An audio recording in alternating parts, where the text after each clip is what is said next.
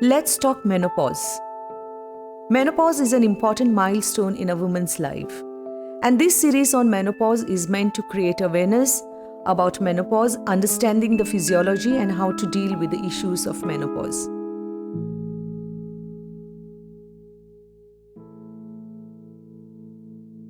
Hi all. Thanks for joining us once again today. Today we are going to discuss with Dr. Vikram Tilavlikar about menopause, but a little different aspect of menopause. Today we are going to discuss, my question to Dr. Vikram would be, what is medical menopause, what is early menopause, and what is surgical menopause, and how do these different because they come at various times, like early menopause hits a woman before the age of 40. So how would that really be, what kind of an effect it would have on a woman's body? So can you throw some light on that? There are mainly three categories. One is natural menopause. So natural menopause is menopause that happens because of lack of natural hormones when the egg activity has stopped in the ovaries. For most women, it will happen between 45 to 55. So that's a natural average range where most women will go through menopause. That depends slightly on genetics, individual genes. Some women will have it at 45, others will go until 55. An average age is about 50 to 51. Most women will stop periods by 50, 51. If the menopause happens between 40 to 45, that's early menopause. So that happens to about 10% of women. If the menopause happens before 40, that's premature menopause. In the technical condition, now we say premature ovarian insufficiency. So below 40 is premature, 40 to 45 early, 45 to 55 natural. Medical or surgical menopause is when it happens because of medical interventions. So they're all called as iatrogenic or induced menopause. It can be because of surgery, following removal of ovaries because ovaries had some tumor or cyst or problems, sometimes as part of hysterectomy. And again, you can have chemotherapy or very significant strong medications which can damage ovaries as part of cancer treatment. All those would be induced or medical or surgical menopause that's artificially happening.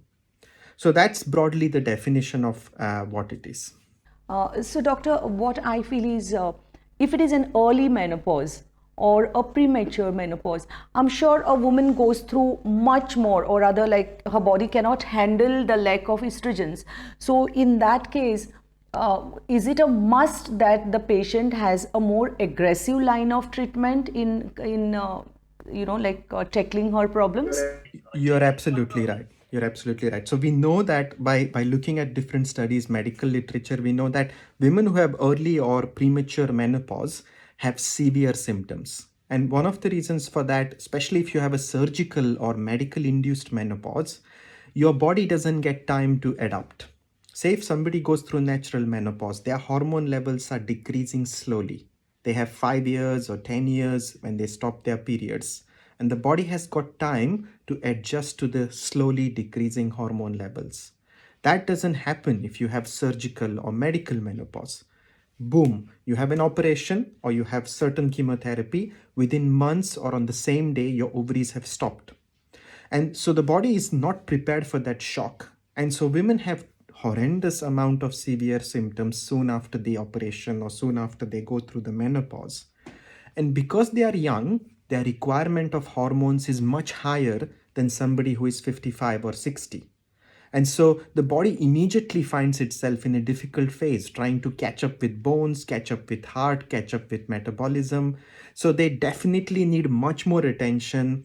If they need hormones, early replacement of hormones so that you can limit the damage that can happen to the body. Doctor, a quick question over here, a little bit of a personal experience, I underwent a surgery, hysterectomy 2 years back, and it was kind of a surgical menopause. And I think the boost of having this awareness program came from my own personal experience, where I felt that I need to, make women aware about all this, what is happening.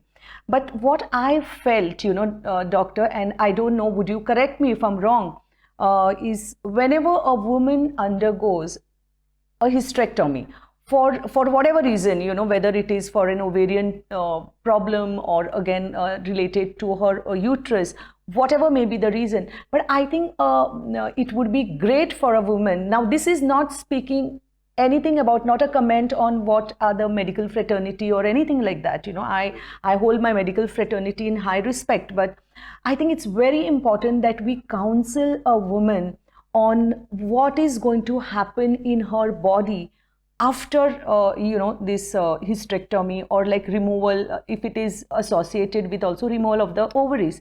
I think that's very, very important, because you're not counseled, and you don't even know what's happening in your body.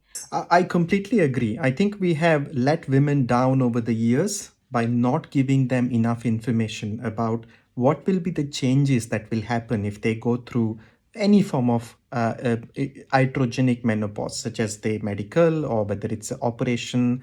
And that often is the key, is giving them enough information about what is likely to happen.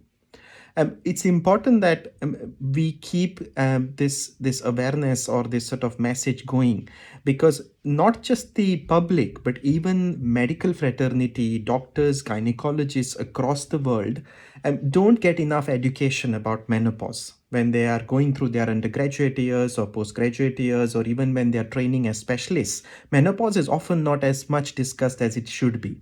That's changing. People are now thinking that menopause needs much more attention, and it's gaining ground now. But that's the reason why this is not something that's routinely discussed. It's very important those changes are discussed and a plan made. So for example, in the UK now, we encourage these women to see a menopause specialist before they have their surgery, so that a plan is made in advance. What will they do after they have operation? If you have such symptoms, this is the HRT. If you don't want to take hormones, this is the non-HRT medication. What will happen to your bones? Your bones will need to be monitored in future. You will have a plan about your heart health. You will have a plan about your future medications.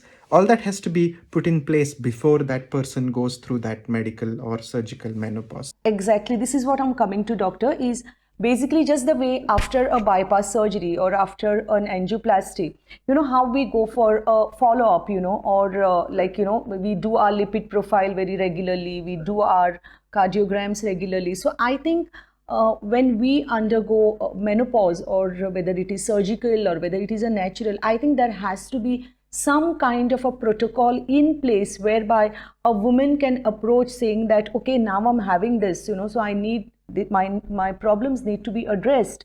If I need to have a mammogram because of my hormone replacement therapy or whatever treatment that I'm taking, I think there has to be a protocol in place which is not in place. So I think we women need, or even the medical fraternity needs to address this and needs to demand that we have a post-menopause protocol in place.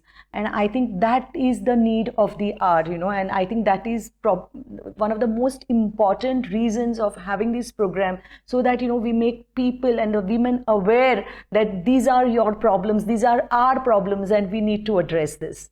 So yeah, so I think once again, Dr. Vikram, will stop at this. But friends, a request to you that please share these videos with more and more women, whether they are younger women who are in their reproductive age group, or whether they are perimenopausal or menopausal. It is just that every woman has to go through menopause. So I think the earlier you make a woman aware of all these things, she can handle her problems better. Her life is more in her control. She can seek help. She knows exactly what is going to be the course, of events as she ages.